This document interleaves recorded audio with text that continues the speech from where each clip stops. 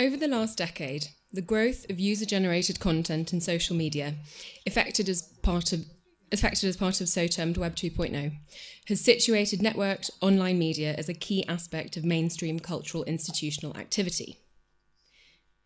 It has become an important tool for institutional communication and a core part of marketing department remits, embedding notions of corporate personhood into museums and heritage institutions. However, the modes through which institutions communicate are varied, and they can be illuminative of aspirations for outward positioning rather than cultivation of participatory communications or new audience engagement. Beyond marketing, online media has also trickled into much wider institutional functions, increasingly as a site of artistic performance, whose frameworks must later be navigated for acquisition and preservation within institutional collections, and as a space for display and recontextualization, challenging or conforming to brick-and-mortar exhibition models. Now, though these phenomena aren't exclusively photographic, much networked media activity is image-led and has contributed to the complication of value systems of institutional photography. These value systems have also been shaped by much wider seismic shifts that have occurred within photographic image cultures, resulting in theoretical crystallization of the term post-photography or the post-photographic conditions, which are commonly used to refer to the increasingly distributed computational and networked character of photography. And, mirroring the world outside, this ubiquity has filtered into institutional functions, manifested in things like the perceived need to perform on social media. These developments have impacted curatorial approaches to photography within cultural institutions. And curatorial remits might traditionally sit separately from wider institutional activities, but it's important to consider them together. Layers of photography become transparent in wider institutional functions, as they do in many post-photographic environments, but photography remains very visible in curated output. However, it's the often invisible implementations that condition the audiences who then go on to consume the curated programmes. For example, how many photographs might a museum visitor have seen before they reach a museum on a given day? And how many of those might have been online? Did they read the news on their phone, or did they pass a screen-based billboard on the way in? So if curators are disconnected not only from the wider image-led strategies of the institution at least, and networked image culture more broadly at most, then they're also disconnected from the fundamental representations of photography that inform viewers' lived experiences beyond the institution and which certainly shape their responses to curated output within institutional contexts. And this environment has also created a more specialised visitor base, evidenced not only from personal activity, but from outcomes of projects on platforms such as Flickr or Wikipedia editathons. So traditional models of knowledge transfer facilitated by curators need to be updated, though this can be complicated considering that at many institutions, photography still fits within this binary of art or everything else, which can be rather unhelpful when we're trying to think about expanded models of curating. In this paper, I'll unpack some institutional uses of networked online media, especially social media, addressing how it's caused knock-on shifts to other photographic institutional functions, and particularly curatorial practice. Now, there's a lot going on in this space that I won't be able to cover, and especially in North America, so I'm going to focus on these intersections in particular, and in the UK. Overall, institutional engagement with such media, can be reflective of wider institutional conservatism or progressivism, signalling levels of confidence or comfort around post-photographic image cultures and the inevitable but long disregarded impact of the social internet on cultural institutions. And I'm going to begin with a slight case study on the National Trust, partly because I work there, so I've got an insight into it, but partly because my role is also new. I'm the first curator there to be working on a national scope with the photography collections that are substantially less developed curatorially than the institution's very established marketing and communications approach across its online media platforms. So this is some of the National Trust social media. It has a very strategic and branded approach to its implementation of photography, led at this point by marketing and communications teams. The institutional account is personified in alignment with a shift towards the professionalisation of social media in recent years. On social platforms, individuals and brands are afforded the same rights. So individuals behave a bit like brands, and brands behave a bit like individuals, and the institutions are caught somewhere in the middle of this, trying to figure out whether they're user, peer, or expert, and whether they should seek interaction via many-to-many communication models, as described by Victoria Walsh, or defaulting to traditional broadcast models. Dorothy Howard identified the increasing definition of audiences as users, a process in which institutions mimic human speech and personality, as part of a lineage of corporations co-opting modes of interaction and economic exchange more commonly enjoyed by individuals when doing so is advantageous. The National Trust regularly invoked the hashtag #NTChallenge to encourage users to engage with Trust sites and share their images to theoretically widen campaigns and encourage further engagement. And these campaigns often operate in partnership with third-party companies, attempting to cross-pollinate audiences to mutual brand publicity benefit. So this is the challenge from the 8th of November 2019. Partnered with a pet food maker, the phrase to respond to was places you love to explore with your four-legged friend. Users were told to just add that #NTChallenge hashtag to your photos. And here are some of the responses. Now, this might seem like an attempt at participatory engagement, but I would argue that it's actually not, on the basis that it's lacking engagement from the side of the Trust. Though they establish the premise of the challenges, there's no mutual engagement that results in dialogues or experiences really related to the institution's remit. Instead, it appropriates things that are happening anyway, like people walking their dogs, to take on an aspect of promotion for the Trust.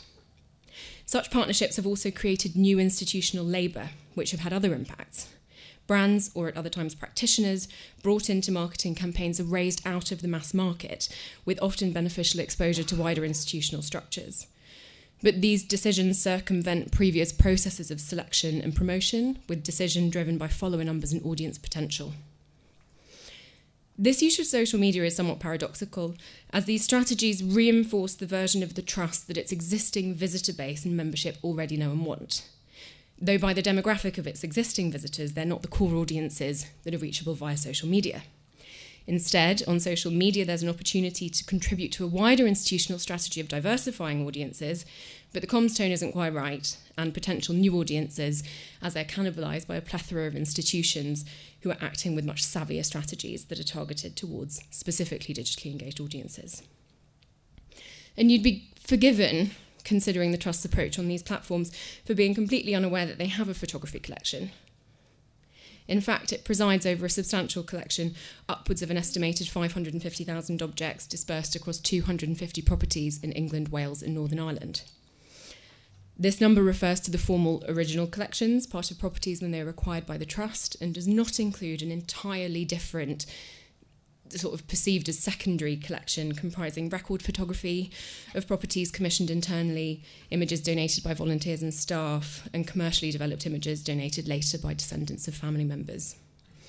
I also have plans to engage much more clearly with contemporary photographic cultures, including digital-born practice. But establishing a space in the public psyche for any of this is something that we've got to do on top of this perception, which is what happens when you Google National Trust photography. And opportunities presented by online media for brand building don't stop at social platforms. They also present on the institution's website. The website is a space used to spotlight the Trust's unique aspect of its branding, nature, and even the art and collections page features landscape painting. In the UK heritage sector, the Trust's main point of differentiation from its competitors is its status as Europe's largest conservation charity and its long focus on the natural environment. But the result is that these kind of image-led communications only transmit a small part of the organisation's remit, minimising the institution's museological functions, including its curatorial strategies, to a public-facing audience. From my perspective as a photography curator, it's especially complicated, as it doesn't only minimise the already under-researched collections, but it establishes an image-led framework that I have to function with an awareness of, given the overlaps with photography. And on the one hand, this is a bit frustrating, but on the other, it's liberating in the sense that I'm in a relatively unique institutional position. Because normally the shift towards digitally informed practices has happened the other way around. At many institutions, photography curators predated the digital shift. Clear curatorial approaches were established first, and then later the expansion of pan-institutional photographic functions into marketing, communications, learning, press, digitisation and the web. They've tried to claw back part of that remit and have filtered into the spaces hitherto staked by curators. But there's normally some dialogue between these entities, as the pre-existing curatorial basis can result in promotion of collections or exhibitions, such as Tate's Work of the Week hashtag. But at the National Trust, it happened the opposite way around. The full-blown institutional implementation of photography is well established, commercialised, and valued almost more highly at this point than the curatorial photographic activity. So I'm in a relatively rare position of being able to approach this from the ground up, trying to build in the flexibility and open-mindedness that can be so hard to flesh out retrospectively. In effect, testing out the initiation of a primary model of expanded institutional approach, not a revised model. And the nature of the National Trust and its institutional history of photography means it doesn't necessarily adhere to this binary of art and everything else, which makes this an even sort of more exciting prospect. So could it be that this institution, seemingly far from the highest and most serious curatorial standards regarding photography, is actually the opportune site to invoke new value, more closely aligned with the anti-selective, massified image cultures that so deeply condition our public audiences? But there are other aspects of the brand building project to consider. For example, the Trust has used online media to crystallise public-facing values as well as its brand, for example, around things like diversity, meaning that online spaces can function for virtue signalling. And this can get to a point where it becomes a bit counterintuitive. For example, staff must be cleared by the institution to state their Trust affiliation on their personal social media profiles. And subject-specific social media pages like this, which is specifically archaeological and falls out of the official regional breakdown of social media pages, are rare to be approved, perceived as posing a risk to the otherwise tightly controlled narratives. But this buttresses with other attempts to demystify the institution, much of which plays out online and focuses around the personification of Curator, which was previously an elusive entity. And this can be seen in sort of Ask the Curator Twitter sessions, curator-generated podcasts, and even TV series such as the 6-part documentary Secrets of the V&A.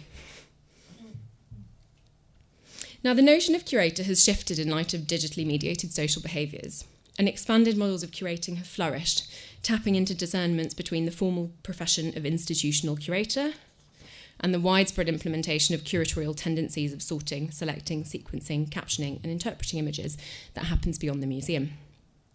This latter phenomenon has dispersed aspects of traditional curatorial roles, blurring the previously perceived edges of photography, the lines between maker, user, and curator, and the efficacy of qualitative hierarchies that have maintained conceptual and financial institutional value structures.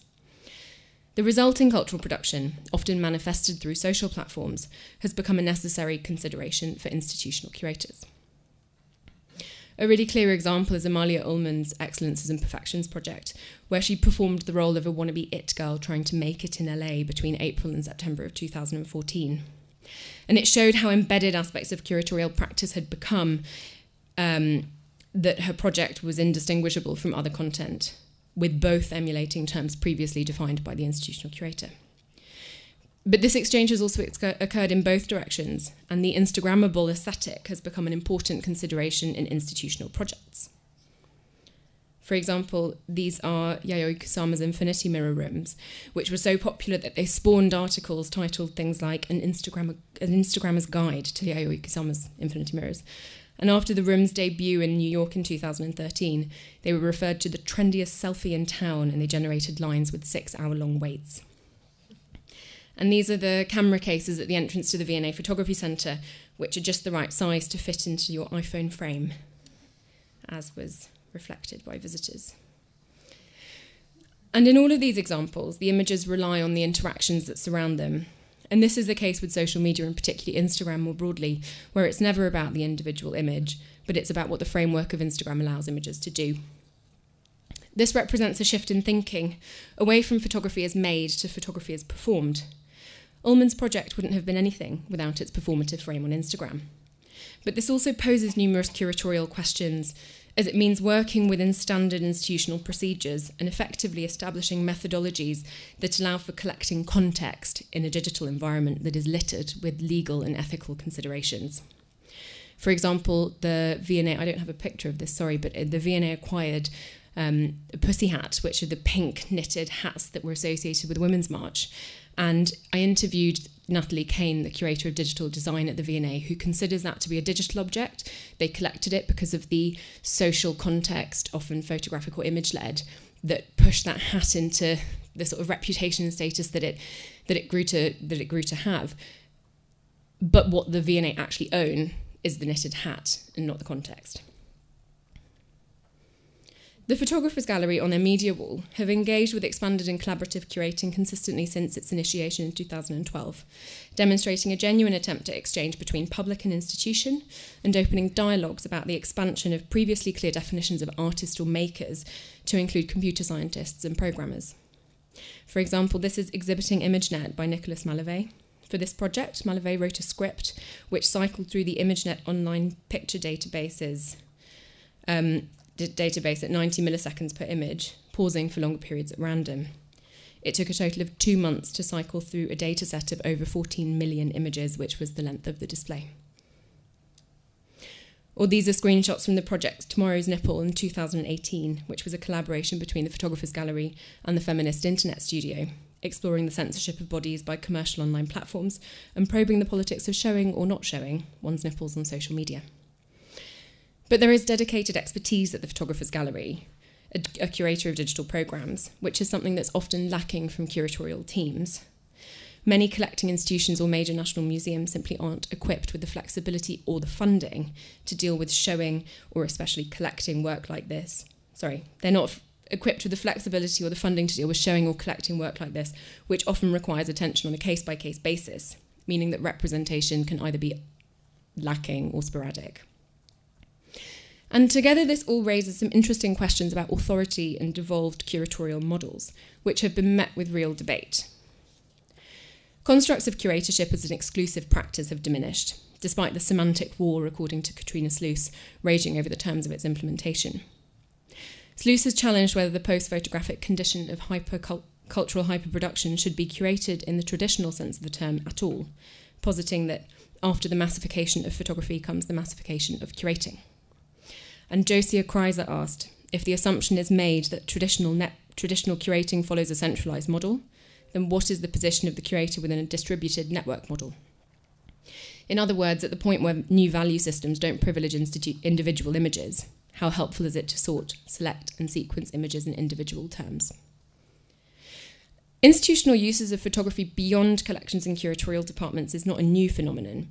However, the digitally enforced degree to which these actions have spread has complicated the wider presence of photography in institutional spaces, and this partly results from the incompatibility of evolving models of cultural production with traditionally discipline-specific structures. This impasse is often framed by notions of materiality, which is a measure that has been used to discern important examples of photography from others. And at institutions, understandings of materiality contingent upon something that can be held, shipped, insured, stored in a cylinder box, framed and hung on a wall, are stubbornly prevalent, reinforced by the fact that for many decades, the materiality of the photographic print was what justified its seat at the table of serious art. So the expanded idea of photography as an idea and image category, according to Juan Fontcuberta, it presents itself to some curatorial stakeholders as a regression of sorts, risking photography's hard-won position and inviting public dissection, commonplace since the curdling of the social internet. This is a concept that Gia Tolentino discussed in her essay The Iron Internet, where she describes the social internet's tipping point in 2012. She said, people were losing excitement about the internet, starting to articulate a new set of truisms. The freedom promised by the internet started to seem like something whose greatest potential lay in the realm of misuse. And of course, there are aspects of institutional curatorial practice that can't be devolved, and I'm not trying to diminish this. There are research that happens internally, there's knowledge at institutions, and this shouldn't be overlooked, nor should the cultural value of historic collections. But there is a need for shifts in thought around curated photography at institutions, and not in small part due to the prevalence with which online media and the social internet have filtered both into institutional functions and audience experiences. It is worth curatorial attention. It's not going away, and it's also not a threat. Devolved aspects of practice don't mean that there is no need for curators, but awareness and engagement with the wider ecosystem can have an enormous impact on the potential reach of curated programming. These modes of thinking help to close the gap between photographic realities within and without the institution, presenting an internal perception of photography that is more aligned to the lived experiences of museum visitors. And the schisms and inconsistencies with which online media can be used demonstrates how this activity is a symptom of the change required for institutions to harness the reach and scope provided by online platforms, to reconcile this with curatorial practice, and to accurately represent the fuzzy edges between art and image culture and social behaviours in the 2010s.